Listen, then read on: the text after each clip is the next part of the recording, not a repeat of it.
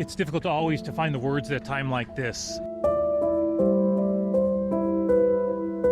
What a terrible day.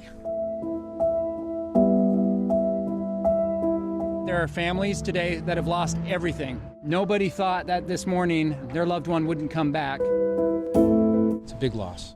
I drive past the mill every day on my way home, every day out into town. The people who are responders here have friends and relatives that work on site. I want all those individuals to know that we stand with you. Bad days like this are the test of our ability to come together. Through sorrow, we see what is best in people. These are tough people. Longview is a strong and resilient community, and it will recover.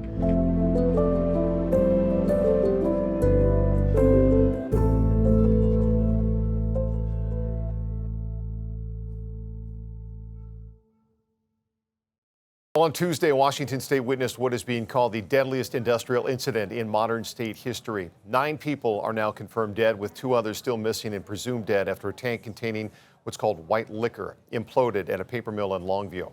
Thanks for joining us. I'm Greg Copeland. Now we look back at a week of coverage of the tragedy in Southwest Washington and honor the victims as the community comes together to mourn. Around 7:15 Tuesday morning, during a shift change at the Nippon Dynawave paper mill, a tank with that white liquor imploded. Hundreds of thousands of gallons of the highly corrosive chemical that's used to break down wood chips into pulp was released. 8 workers were found with injuries. Another 9 remained missing. By Friday, the bodies of 7 workers were recovered and 2 were still missing. King 5's Drew Mickelson tells us what we know so far about the investigation. He lived a great life. That's how Sarah Barton is remembering her brother, Dale Miller, the 54-year-old father and grandfather who loved motorcycles and playing pool, recently moved back home to care for his aging mother. The family confirmed Miller was killed in Tuesday's chemical tank implosion.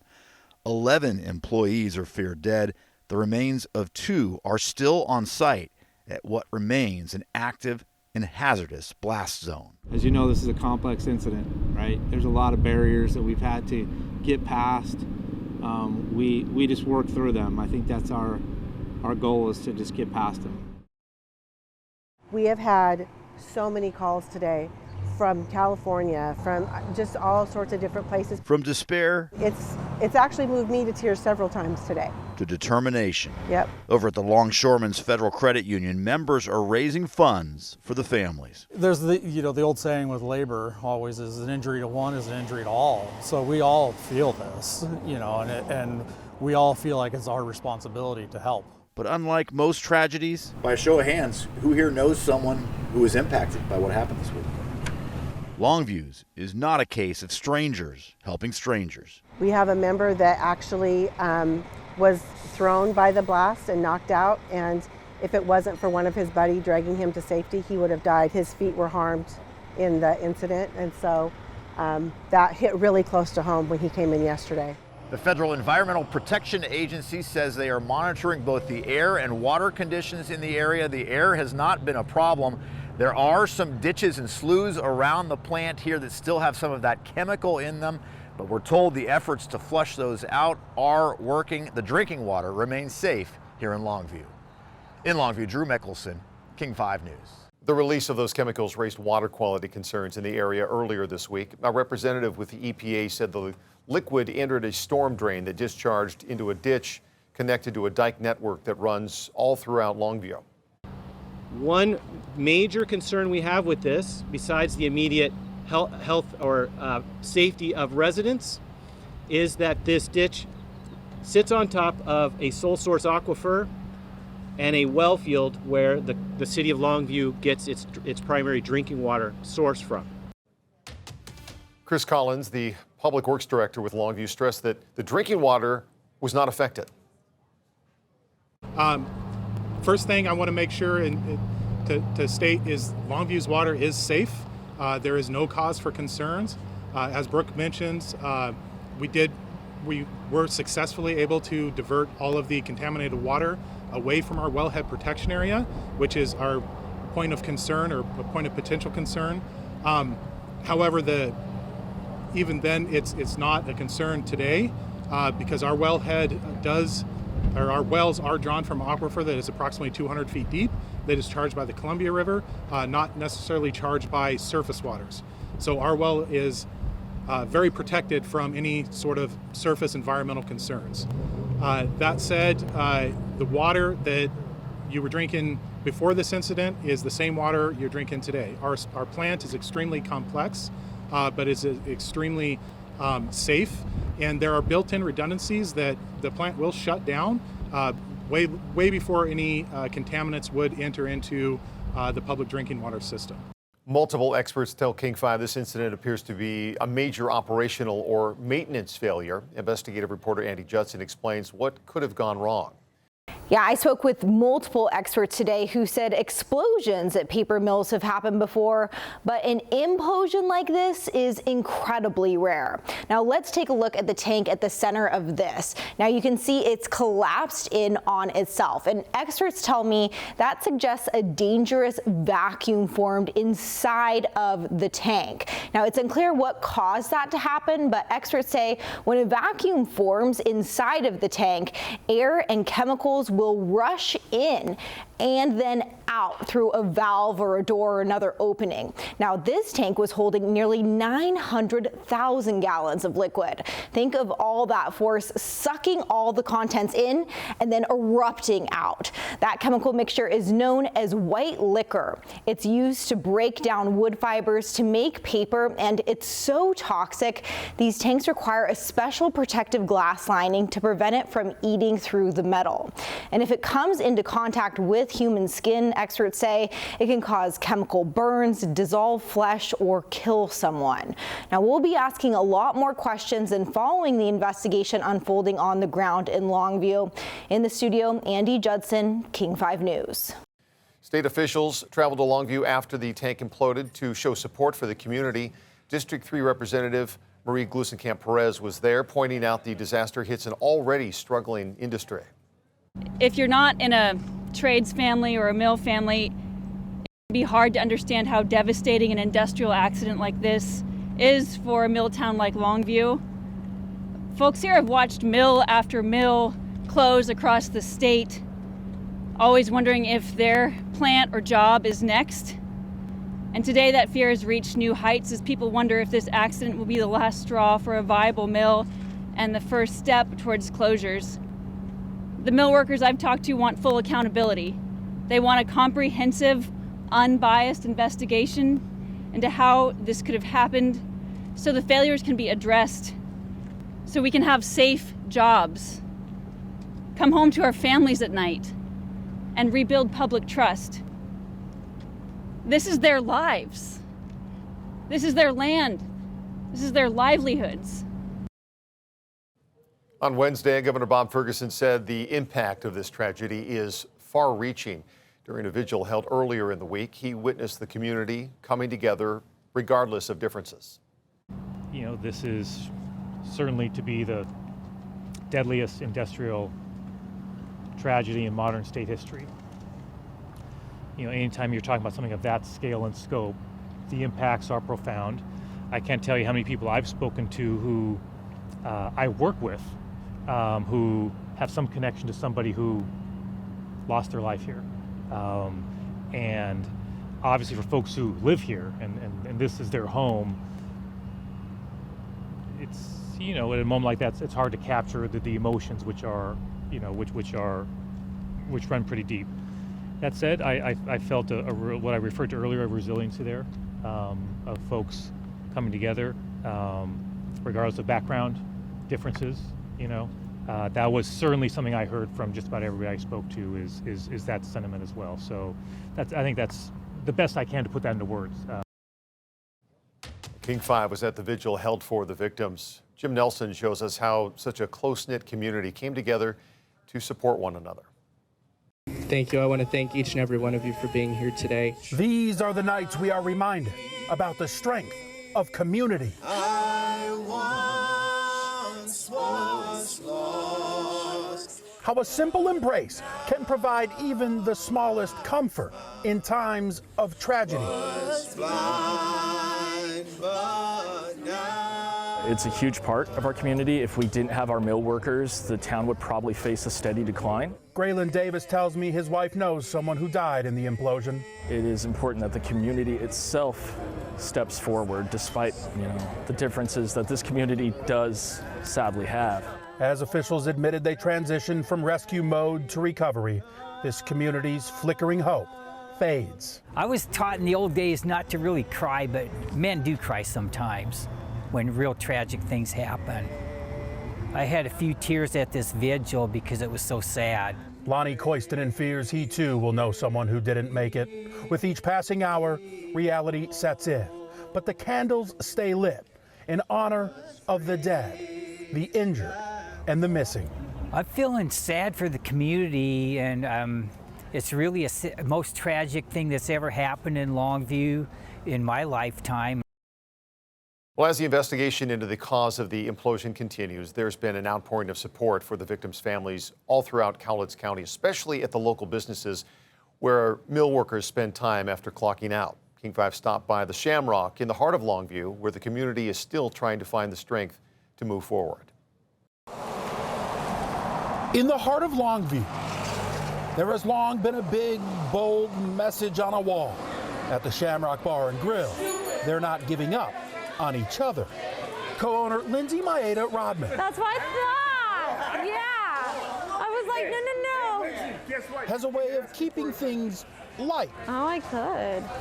For customers, many of whom are mill workers. Billy's like 55. But like the rest of the community, Hey, how are you? I need to.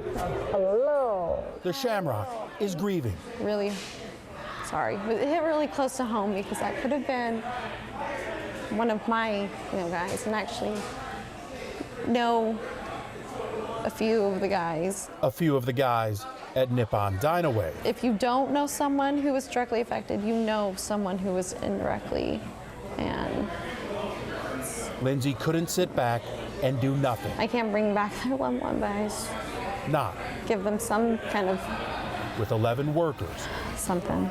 presumed dead. Here at Shamrock, we So consider our customers our family. she's doing something to shine light on darkness. Yeah, just bringing money on the Sunday. June 7th, 20% of sales go to victims' families. I mean,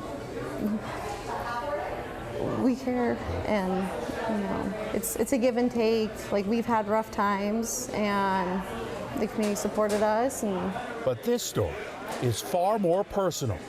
Lindsay herself is a paper mill worker at another nearby facility. you go to work every day, and plan to go home. You don't think about the possibility. And at a paper mill, and any blue collar job, their chances of something happening. I mean, you never know. Days taken for granted, now cherished forever in a community that refuses to give up on one another. So far, we know the names of 5 victims. They are Gilbert Bernal, Brayton Finkus, John Forsberg, Jared Ammons, and Dale Miller. Gilbert Bernal was among the first victims identified by friends and family. He was an electrician who worked for Nippon Dynaway for about 15 years. His son also worked at the paper mill. Gilbert's 2 children spoke with King 5 about their father. I told my mom to give him a call, see if he's okay. Brother and sister Giovanna and Eli Bernal are mourning the loss of their father, Gilbert, a technician at this paper mill in Longview. Eli rushed to the scene as word spread of a massive implosion. Just that big steam cloud. It was everywhere. It was so vast. Just like a cloud on the floor. We were just under the impression that he was just in the hospital, just in critical condition, so we were still hopeful. Unfortunately, that wasn't the case.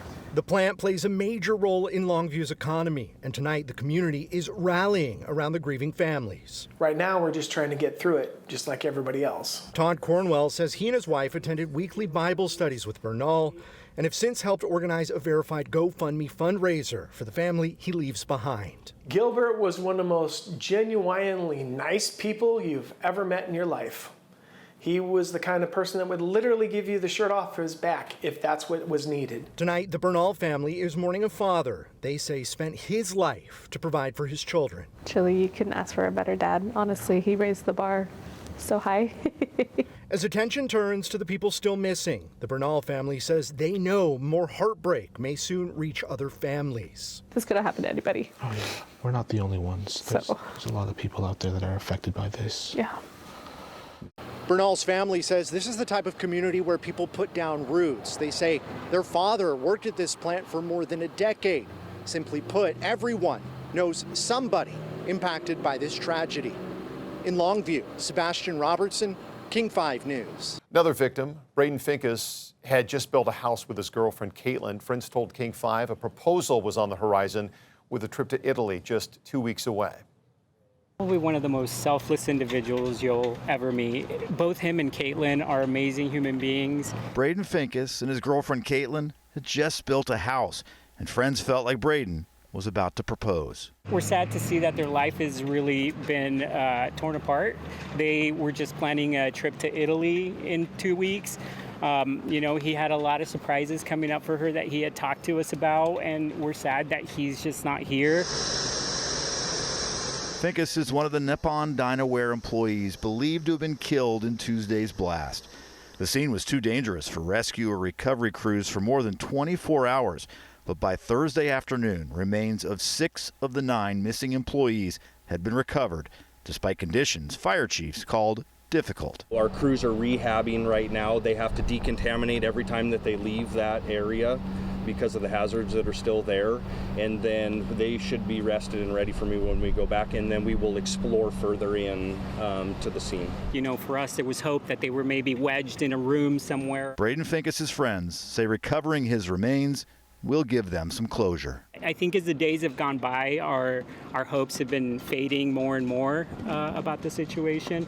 And, you know, it's just, I think the important part is going to be a respectful, you know, communication to the families. On Thursday, we learned more about Jared Ammons, who was expecting a baby with his wife and leaves behind other children, according to an online fundraiser. The day of the implosion, the couple was set to have their first prenatal ultrasound. When Jared didn't arrive for the appointment, his wife went without him, seeing their unborn child for the first time. An attorney for Jared's wife says he told her about dangerous conditions at the mill. There are a lot of people that are willing to come forward and talk about things that have been a problem at that facility for years. And they're all saying it was preventable. The King 5 investigators took a closer look at the company at the center of the deadly implosion and a history of workplace safety violations. Andy Judson has been digging through inspection records and previous incidents at the paper mill. Here's what she found.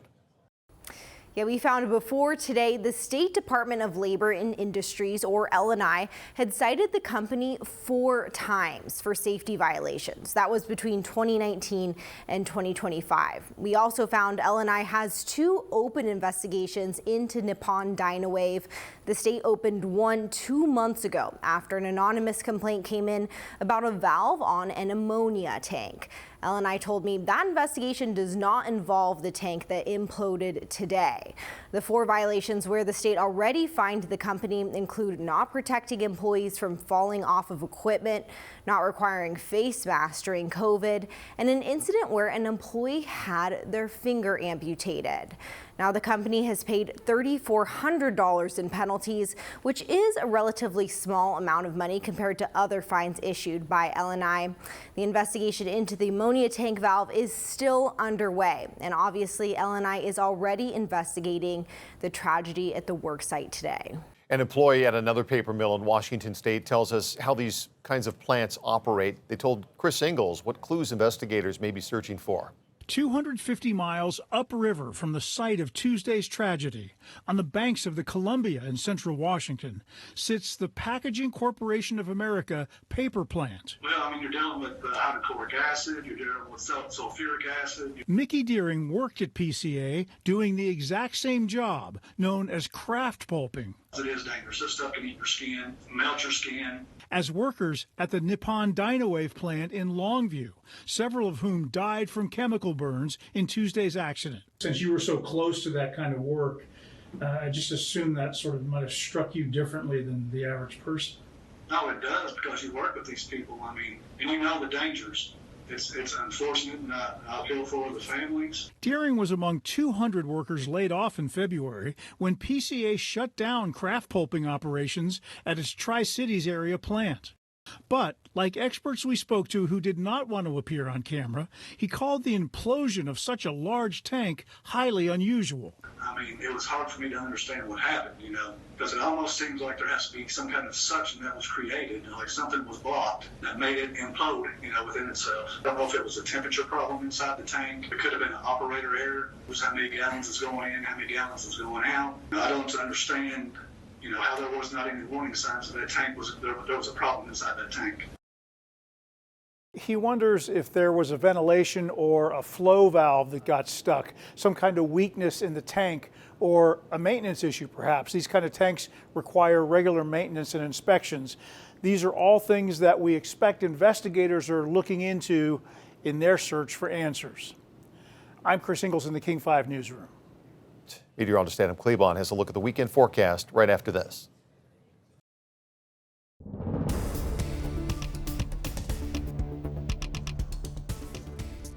All right, everyone, happy weekend. I'm King 5 meteorologist Adam Klebon here with you. Last couple of days of May, getting ready to head into June. Next work weekend, looks like we are going to start to clear things out. We've seen some of that sunshine, started to peek out a little bit late Friday towards the coast, but a lot more of that on the way for the rest of us here farther east as we go throughout the weekend and into next work week. And that includes for some of the Mariners games this weekend. Saturday and Sunday, both expected to be dry. Partly sunny skies and temperatures bouncing back a little bit. Now you'll notice not a big difference between Saturday's and Sunday's first pitch. That's because Sunday's first pitch is just a bit earlier, 62 degrees and partly sunny skies. For the next series, though, against the Mets, should be beautiful, getting up to 72 and mostly sunny skies by first pitch then. And overall here for the weekend for many of us, here is where we're expecting the high temperatures to make their way into the upper 60s by Sunday, and eventually more so into the 70s as we head on into next Monday. Let's take a look at that 7-day forecast for the next couple of days. It's still going to remain slightly cooler than average. That's going to be more around the upper 60s and lower 70s. We get up to that mark, though, Monday and Tuesday, for sure on Tuesday, as highs making their way all the way up into the mid-80s. Plenty of sunshine then, and then we cool down with a few showers around on Wednesday. We'll keep an eye out for a better chance again heading into Friday, but definitely seeing a noticeable cool down at that point. All right, a lot of the showers and storms are working their way farther east across this state here, and so for your Saturday, I think Saturday is looking like it is going to be fairly decent. We do expect to see plenty of sun out there. It's just going to mix in with some of those clouds. Here we are looking at Futurecast. You can see heading on into the day on Saturday, just a few of those clouds earlier into the morning. Here we are at 1 p.m. in the afternoon, and we see some clearing skies ahead for us. We'll continue to keep skies fairly clear, and I think for early Sunday morning, that might be one of our chillier nights here for a while. Low to mid 40s will be more the possibility for us then. By the time we head into Sunday afternoon, though, mixing in with a few clouds, but definitely will be fewer than what we saw heading into Saturday, and it looks like heading on into next work week. Yeah, you're going to notice some of those clouds trying to find their way back in from the east. We'll see if that plays a role in any of our afternoon highs. Definitely will play an impact across the eastern side of the state. Maybe not so much, though, for us here west of the Cascades. But that area of low pressure over there, wow, it is going to be doing a number as far as moisture here across western Montana. It's over this way where we're expecting to get some pretty high totals of precipitation.